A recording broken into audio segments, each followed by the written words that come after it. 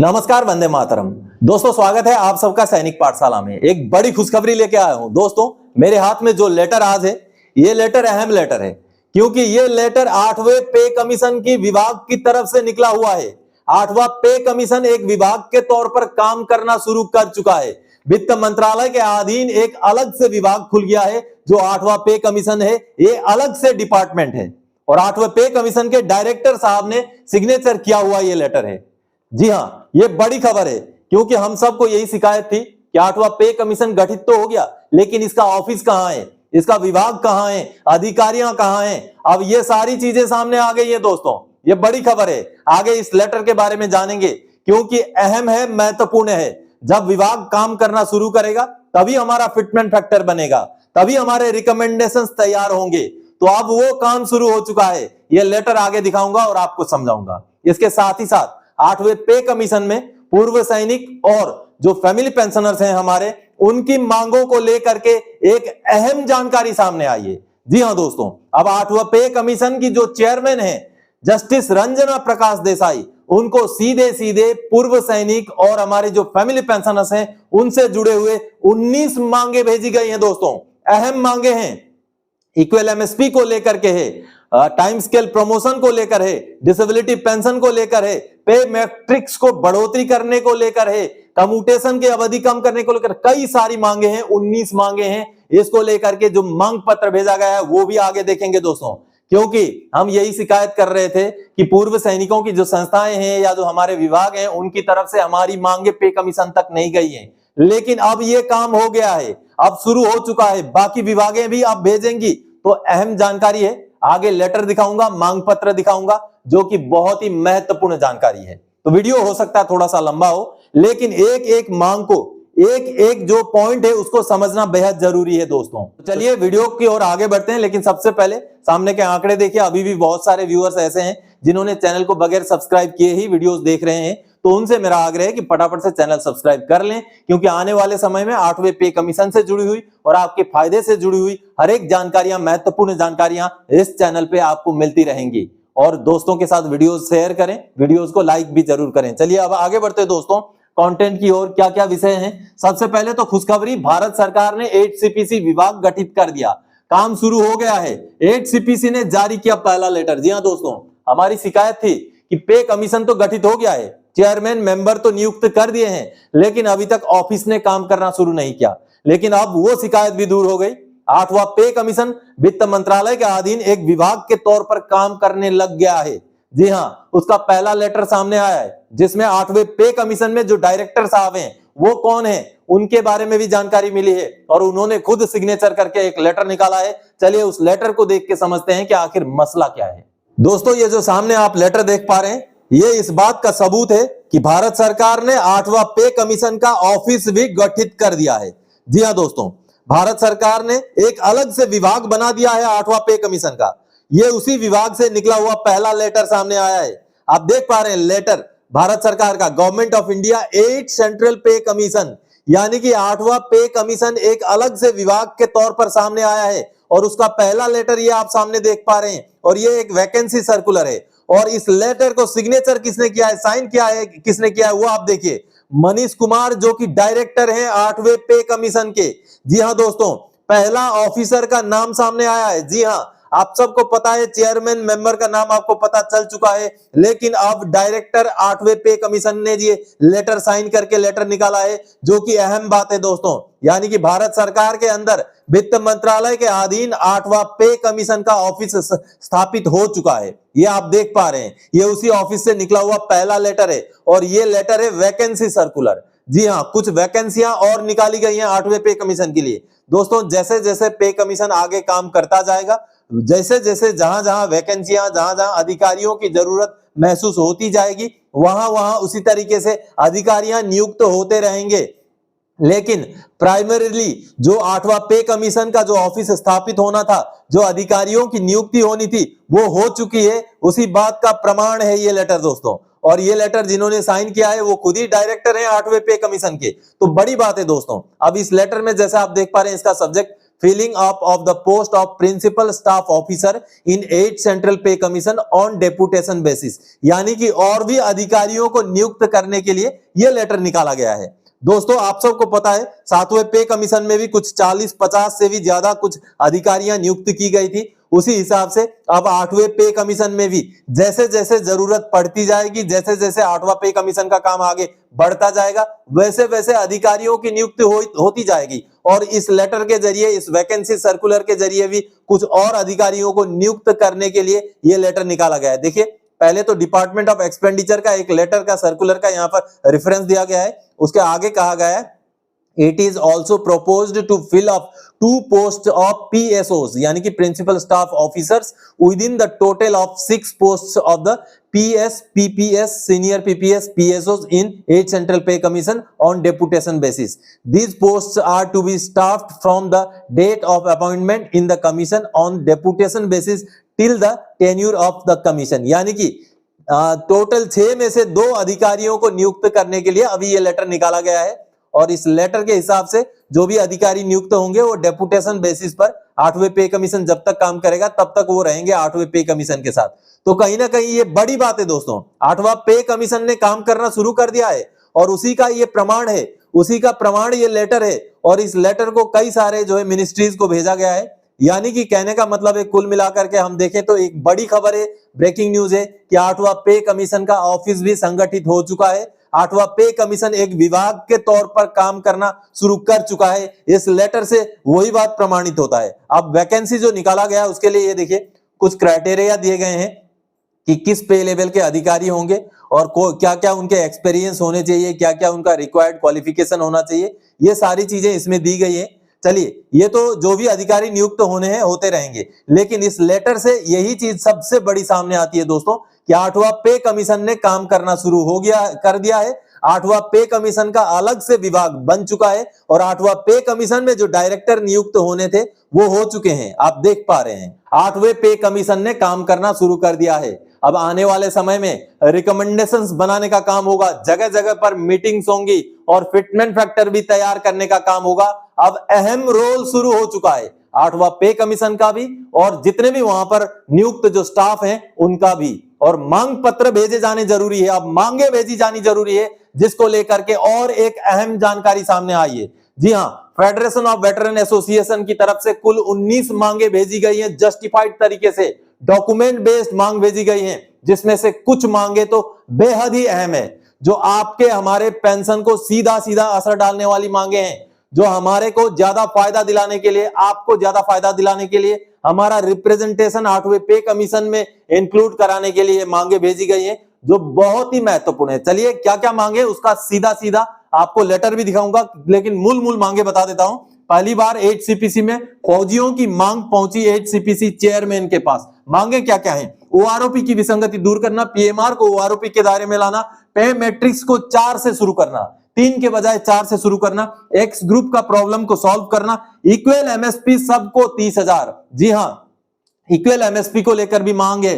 Reservist को OROP दिलाना, honorary rank को फायदा दिलाना, जैसे कुछ ऑनरेरी रैंक होते हैं, ऑनरेरी नायक, ऑनरेरी हवलदार, ऑनरेरी सूबेदार मेजर, उनको कोई फायदा नहीं मिलता, उनको फायदा दिलाने के लिए भी मांग भेजी गई है। साथ ही साथ 8 CPC में जवानों का भी कोई ना कोई रिप्रेजेंटेशन हो, कोई ना कोई बंदा जवानों की तरफ से भी हो, ऐसी भी मांगे। सबको एक जैसा फिटमेंट फैक्टर मिले, फैमिली पेंशन में इंक्रीज हो, बढ़ोतरी हो, डिसेबिलिटी पेंशन में इंक्रीज हो, विसंगतियां दूर हो, कम्यूटेशन की अवधि को कम किया जाए, FMA को 5,000 पर महीना किया जाए, 70 साल में एडिशनल पेंशन या ओल्ड एज पेंशन शुरू किया जाए। इसके अलावा भी टाइम स्केल प्रमोशन जैसे और भी बहुत सारी मांगे हैं। कुल 19 मांगे हैं। चलिए जो मांग पत्र सामने आया है उसको देखते हैं। दोस्तों ये जो लेटर आप देख पा रहे हैं 9 जनवरी 2026 का लेटर है। फेडरेशन ऑफ वेटरन एसोसिएशन ने सीधा सीधा अपनी मांगों को, जितने भी पूर्व सैनिक फैमिली पेंशनर्स के मांगे हैं, उनको सीधे सीधे 8वें पे कमीशन की चेयरमैन जस्टिस रंजना प्रकाश देसाई जी को भेज दिया है। जी हां, कुल मिलाकर के 19 मांगे हैं और ये मांगे बेहद अहम है दोस्तों। आगे चलिए मैं दिखाऊंगा, ये तो उसका कवरिंग लेटर है। जो मांगे हैं वो अपेंडिक्स के तौर पर इस लेटर के साथ लगाए गए हैं, वो मैं आगे दिखाता हूं। कुल मिलाकर आप देखिए, we are enclosing an appendix A containing 19 demands to be considered favorably by the CPC। यानी कि ये पहला लेटर है पूर्व सैनिक संस्थानों द्वारा दिया गया, जिसमें 8वें पे कमीशन के लिए कुल 19 मांगे सामने रखी गई हैं, बिल्कुल जस्टिफाइड तरीके से, जिससे जवानों का, पूर्व सैनिकों का भला हो सके। चलिए, जो मांगे रखी गई है, अहम मांगे हैं दोस्तों, एक एक मांगों को समझते हैं कि क्या है, इन मांगों से हमारा क्या फायदा होगा, उनको समझते हैं। चलिए देखते हैं दोस्तों, उस लेटर के साथ जो मांगे भेजी गई हैं, ये है मांगे। Proposed to 8 central pay commission to consider favourably the demands of veterans and वीर नारीज, यानी कि खास करके पूर्व सैनिकों के लिए और वीर नारी, यानी कि जितने भी हमारे विधवा पेंशनर हैं या फैमिली पेंशनर जितने भी हैं, उनके लिए ये मांगे हैं दोस्तों। पहला मांग, removal of anomalies in OROP, यानी कि 1 रैंक 1 पेंशन की जो विसंगतियां हैं उनको दूर करने की भी मांग 8वें पे कमीशन के सामने की गई है दोस्तों। आप देख पा रहे हैं, जो 8वां पे कमीशन में ये एक अहम मांग हो सकती है। हालांकि ओआरओपी के मांग को कितना तवज्जो 8वां पे कमीशन देगी वो तो समय बताएगा, लेकिन मांग अहम है दोस्तों, क्योंकि मांग ये है कि जो भी हमें ओआरओपी दिया गया वो मिनिमम मैक्सिमम का एवरेज निकाल के दिया गया, जबकि मैक्सिमम के साथ, नोशनल मैक्सिमम के साथ दिया जाना चाहिए था। इस तरीके से यहाँ जस्टिफिकेशन दिया गया है। और कहीं ना कहीं जो 97% जो जवान है उनके लिए, उनको ध्यान में रखते हुए ओआरओपी में फायदा दिया जाना चाहिए था, जो कि ऐसा नहीं हुआ है। इस तरीके से यहाँ जस्टिफिकेशन दिए गए हैं और कितना पेंशन में इंक्रीज हुआ है ओआरओपी की वजह से और पिछले पे कमीशनों की वजह से, उसका एक आंकड़ा दिया गया है। और आंकड़े की अगर हम बात करें तो देखिए, छठे पे कमीशन में जो इंक्रीज था, एक सिपाही की बात करें तो एक 17 साल का सिपाही का जो इंक्रीज था 77% तक हो गया था, लेकिन वहीं अगर हम ओआरओपी की बात करें तो केवल 22% हुआ है। तो इस तरीके से हर रैंक, हर लेंथ ऑफ सर्विस, इवन अधिकारियों तक का भी यहाँ पर कंपैरिजन करके दिया गया है कि किनको कितना फायदा हुआ है। अगर पे कमीशन की, छठे पे कमीशन की बात करें और ओआरओपी की बात करें तो ओआरओपी में कम फायदा हुआ है, जिस वजह से ओआरओपी में बहुत सारी विसंगतियां हैं, ये यहां पर दर्शाया गया है, प्रॉपर जस्टिफिकेशन दिया गया है। देखिए यहां पर आप देख पा रहे हैं कि ये जो पार्लियामेंट का जो एक डेफिनेशन था, उस डेफिनेशन को कहीं ना कहीं ओआरओपी फुलफिल नहीं कर रहा है। इस तरीके का यहां पर दलीलें दी गई है और जस्टिफाइड तरीके से पॉइंट भेजा गया है, आप देख पा रहे हैं। और रिकमेंडेशंस भी किए गए हैं कि क्या, किस तरीके से इसको दूर किया जाए, इन एनोमलीज को, इन विसंगतियों को। आगे, OROP benefit to premature retirees, यहां पर दलीलें दी गई हैं कि प्रीमेच्योर रिटायरीज भी कानून के अधीन ही रिटायर होते हैं, वो फौज में उतना ही काम करके आते हैं जितना नॉर्मल रिटायरी आता है। तो कहीं ना कहीं प्रीमेच्योर को भी ओआरओपी दिया जाना चाहिए, इसका यहाँ पर जस्टिफिकेशन दिया गया है, जो कि बेहद अहम है। और साथ ही साथ जो माननीय एएफटी ने प्रीमेच्योर रिटायरीज के फेवर में जो फैसला सुनाया है, उसका भी यहाँ रेफरेंस दिया गया है, जो कि एक अहम डॉक्यूमेंट है, यानी कि बहुत ही जस्टिफाइड तरीके से डॉक्यूमेंट्स को बेस बना करके ये मांग पत्र भेजा गया है दोस्तों। और अगला पॉइंट है इंप्रूव इन पे मैट्रिक्स। देखिए, पे मैट्रिक्स का जो लेवल है, जो 3 से शुरू होता है फौज में, उसको 4 से शुरू करने की मांग की गई है। यहां भी जस्टिफिकेशन दिया गया है, बेहद अहम है। अगर इस जस्टिफिकेशन की माने तो 8वें पे कमीशन में एक एक पे मैट्रिक्स का फायदा हो सकता है। यानी कि कहने का मतलब है, अगर आपको सीधा सीधा तौर पे बताऊं तो एक सिपाही को नायक के बराबर का, नायक को हवलदार के बराबर का, हवलदार को नायब सूबेदार के बराबर का, इस तरीके से एक एक रैंक का इजाफा होने का यहाँ पर पूरा साफ साफ जस्टिफिकेशन के साथ ये मांग दी गई है। अगला दोस्तों मांग दिया गया है benefit of OROP to reservist pensioner, यानी कि रिजर्विस्ट पेंशनर को भी ओआरओपी दिया जाए, क्योंकि वो उम्र दराज वाले पेंशनर हैं। उन्होंने इवन लड़ाइयां भी लड़ी हैं, 71 के 65 के लड़ाइयों में हिस्सा लेने वाले भी पेंशनर रिजर्विस्ट पेंशनर हैं। तो उनको ओआरओपी के दायरे से वंचित ना किया जाए, ऐसी जस्टिफिकेशन देकर के ये मांग भेजी गई है। 5वां मांग देखिए, इक्वल मिलिट्री सर्विस पे, ये बेहद अहम है मांग दोस्तों, क्योंकि इक्वल मिलिट्री सर्विस पे को लेकर के जो माननीय दिल्ली हाईकोर्ट ने एक बहुत अहम टिप्पणी की थी कि आपको इस मुद्दे को लेकर के पे कमीशन जैसे किसी बॉडी के पास जाना चाहिए, तो उस बात को भी यहां पर जस्टिफाइड तरीके से भेजा गया है, जस्टिफाइड तरीके से डाला गया है। और यहां पर इक्वल एमएसपी क्यों जरूरत है, उस बात को भी यहां पर दोस्तों जस्टिफाई किया गया है। और आप देखिए यहां पर जो माननीय दिल्ली हाईकोर्ट का ये जजमेंट है, ये देखिए 30 सितंबर 2024 का जजमेंट, जिसमें माननीय हाईकोर्ट ने दोस्तों पे कमीशन के पास जाने के लिए जो एक हिदायत दी थी, तो उस बात को भी यहाँ कोट किया गया है। तो कहीं ना कहीं ये डॉक्यूमेंट बेस्ड जस्टिफिकेशन है जो अहम है दोस्तों। अगला दोस्तों देखिए मांग, एनोमली इन पे फिक्सेशन ऑफ एक्स ग्रुप, यानी कि एक्स ग्रुप की जो विसंगति है, जो 6200 और 3600 ग्रुप पे वाली विसंगति है, 2016 से पहले और बाद वालों को अलग अलग कर दिया, उसको भी सही करने की मांग 8वें पे कमीशन से की गई है जस्टिफाइड तरीके से। अगला देखिए, annually in liberalise special and enhance family pension, यानी कि जो फैमिली पेंशन में विसंगतियां हैं, खास करके liberalise family pension, special family pension और एनहांस जो ordinary family pension enhance rate जो होता है, उसकी विसंगतियों को भी यहाँ दर्शाया गया है। और बहुत ही अहम है दोस्तों, क्योंकि अगर हम one rank one pension one के बाद जो बनी हुई वन मैन जुडिशियल कमेटी की बात करें, तो वहां भी लिबरलाइज फैमिली पेंशन और स्पेशल फैमिली पेंशनर के बारे में एक अच्छा खासा रिकमेंडेशन है। तो उनको बेस बना करके ये जो जस्टिफिकेशन भेजा गया है 8वें पे कमीशन को, ये अहम है। 8वां मांगे, पे pension of soldiers of Assam rifles, यानी कि ये भी एक अहम मांग है दोस्तों, क्योंकि आसाम राइफल्स में लगभग सभी चीजें फौज की जैसी ही होती हैं, लगभग क्या हर चीज फौज जैसा ही होता है। तो उनको भी पे पेंशन आसाम राइफल्स वालों को भी फौज के तर्ज पे दिया जाए, इस तरीके का यहाँ पर जस्टिफिकेशन दिया गया है दोस्तों। 9वीं मांग है दोस्तों, monetary benefit to all honorary ranks, ये भी अहम मांग है दोस्तों।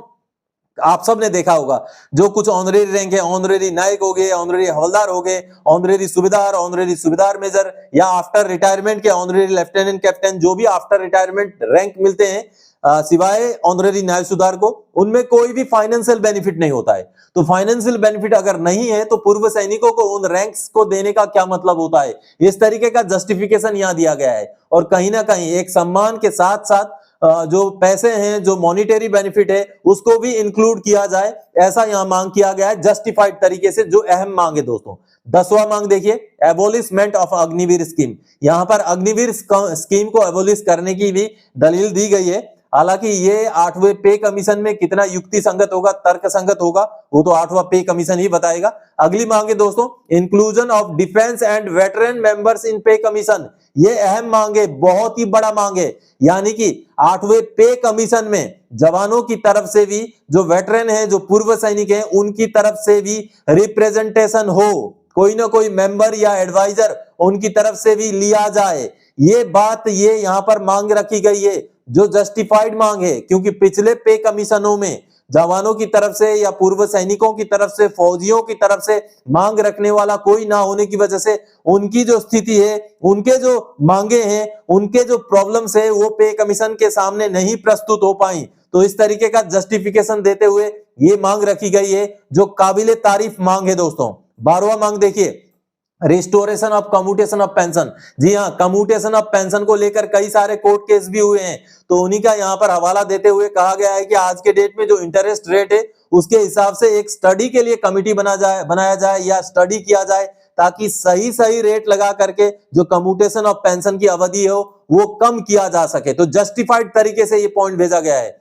13वां मांग दोस्तों, डिसेबिलिटी पेंशन, देखिए जो लेंथ ऑफ सर्विस के हिसाब से डिसेबिलिटी पेंशन दिया जाता है, जिसमें मान लीजिए अगर कोई 1 साल सर्विस वाला सिपाही है, उसका अगर एक पैर नहीं है, और कोई 24 साल सर्विस वाला एक हवलदार है या कोई भी रैंक का है, उसका अगर एक पैर नहीं है, तो दोनों का तो पैर नहीं है, उनको बराबर का मॉनिटरी बेनिफिट मिलना चाहिए। लेकिन बेसिक पे के या बेसिक पेंशन के साथ इंक्लूड किए जाने की वजह से कहीं ना कहीं दोनों का मॉनिटरी बेनिफिट में बहुत ज्यादा डिफरेंस होता है। वहीं अगर अधिकारियों, जेसीओ और ओआर का भी डिफरेंस देखा जाए तो बहुत ज्यादा डिफरेंस है।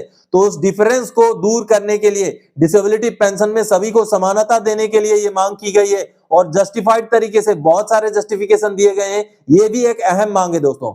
14 नंबर मांग देखिए, defence widows pension to be increase equal to ex serviceman pension, यानी कि आप सबको पता है, जैसे ही पेंशनर की मृत्यु होती है, उनके मृत्यु के बाद 7 साल के बाद या उनकी उम्र 67 ईयर होने से पेंशन, फैमिली पेंशन में भारी कटौती हो जाती है, जिस वजह से उनको गुजर बसर करने में भी दिक्कतें आती हैं। तो ये ना किया जाए, जितना पेंशनर को मिल रहा है उतना ही पेंशन कंटिन्यू रखा जाए, ये मांग यहाँ जस्टिफाइड तरीके से दिया गया है। और साथ ही साथ अगला 15 नंबर मांग देखिए, uniform fitment factor for all ranks, ये अहम मांग है। पिछली बार ही हम सब ने देखा था दोस्तों कि सबके लिए अलग अलग फिटमेंट फैक्टर था, तो कहीं ना कहीं सभी के लिए, चाहे जवान हो, चाहे जेसीओ हो, चाहे अधिकारी हो, कोई भी हो, सभी के लिए नीचे से लेकर के टॉप से लेकर के बॉटम तक, बॉटम से लेकर टॉप तक सभी का फिटमेंट फैक्टर एक जैसा हो, ऐसी मांग यहां की गई है। और 7वां पे कमीशन का जो एनोमली था, इसको लेकर के उसका भी जिक्र करते हुए जस्टिफिकेशन दिया गया है। अगला मांग monetary benefit against exemplary character. दोस्तों ये भी अहम मांग है,